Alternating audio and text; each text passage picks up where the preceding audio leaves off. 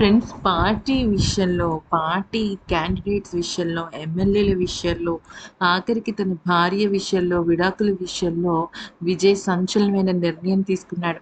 అయితే రేపు అంటే మే 9వ తేదీన 118 మంది ఎమ్మెల్యేలతో తను ప్రమాణ స్వీకారం చేయబోతున్నాడు.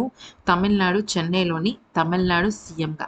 అయితే ఈ నేపథ్యంలో ఒక పెద్ద ట్విస్ట్ ఏంటి అంటే మరి తన భార్య సంగీతకి కూడా పోస్ట్ ఇవ్వబోతున్నాడట. జరిగింది ఏంటి అంటే ఇప్పటి వరకు మనం గమనించినట్టయితే 2 నియోజకవర్గాల్లో విజయ్ పోటీ చేశాడు. రెండిట్లోనూ గెలవడం అయితే జరిగింది.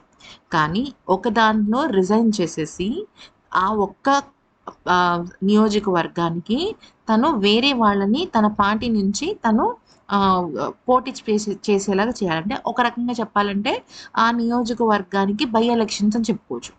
ఇంకొక దానికి తను ఎమ్మెల్యేగా ఉంటూనే సీఎంగా ఉంటాడనమాట. ఈ నేపథ్యంలో ఆ ఒక్క సీటు ఎవరికి అంటే మొదటగా విజయ్ తండ్రికి అనుకున్నారు. కానీ విజయ్ తండ్రి తన భార్య అంటే విజయ్ భార్య సంగీతని సిఫార్సు చేశారు. ఎందుకనంటే చాలా రకాల రూమర్స్ వస్తున్నాయి. చాలా రకాల విమర్శలు వస్తున్నాయి.